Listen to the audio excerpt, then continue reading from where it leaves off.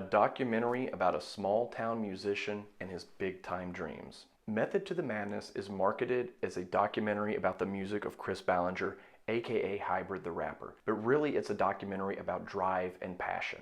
Now, full disclosure, I grew up across the street from Chris Ballinger's grandmother and spent many an elementary school night hanging out with him. Now, even though we haven't talked regularly in years, I still have always followed his career. And in fact, I even have some of the old burnt CDs and artwork that he talked about in the documentary. Now, most people are going to give up on the dreams of making it big in the music industry if they don't get that fame and the fortune that they think they deserve really early on. Now, this documentary really lets you get inside Chris Ballinger's head, and even though he really doesn't have any fame or fortune to speak of, he still has that same drive and hustle and passion as he did over 20 years ago when he began writing poetry. To make it in the music industry, you've got to have an insane drive to succeed. You've got to have the skills to back it up, and you have to meet the right person at the right time who can help you along your way. Chris has more than enough skill and more than enough drive and passion. He just never has met that right manager, that right influencer who can push him into the limelight. And he knows that if he's gonna make it in the music industry, he's gonna have to do it himself. This is an 80-minute documentary, and it flows very well thanks to the tight editing of director Chris Easterly, who, much like Chris Ballinger, has his own lifelong passion, film.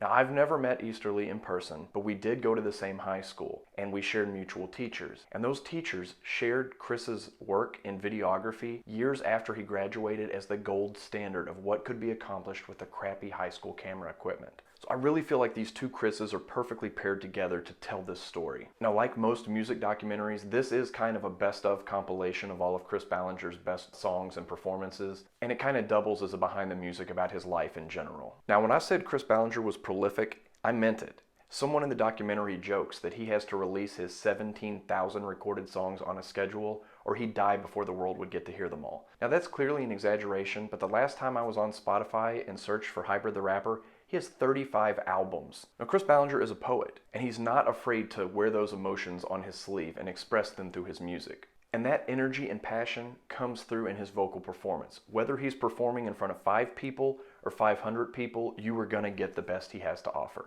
And that's one thing this documentary didn't do as well as I wanted. I really wanted to see more live performance of Chris to really show you how energetic and passionate he is while performing. And I also wish that it had gone more into the creative process of how he comes up with some of these lyrics and some of these songs that he puts together. I wish it had talked about how he went to college years after he graduated high school to get a degree in English literature so he could better construct poems and rhymes for his music.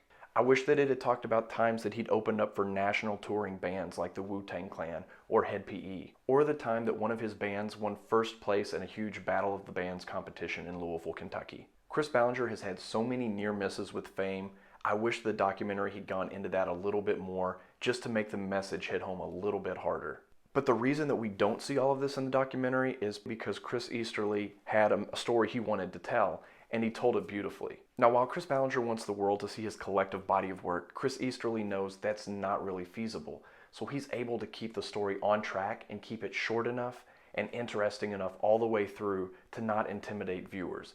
Now, these two contracting personalities work very well together, and they're able to tell a concise and cohesive story. Now, my biggest critique of the movie is that the audio is not always as crisp as I want it to be. And the reason for that, I believe, is because it was filmed in so many locations and a lot of background noise had to be removed in post-production. Sometimes that can affect the quality of the vocals that come through.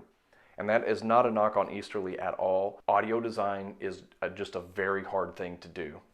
Now, this is only a minor gripe, and it does not take away from the enjoyment of the documentary at all. Now, overall, there's a whole lot to like about this documentary. It's honest, it's raw, and it's inspiring, and it gives new and old fans of Chris Ballinger the ability to see a concise, cohesive story about his entire body of work. When it ends, regardless of what you think about his music, you're gonna leave inspired, and it's gonna make you want to do something that you're passionate about. And that is really all that you can ask out of a movie.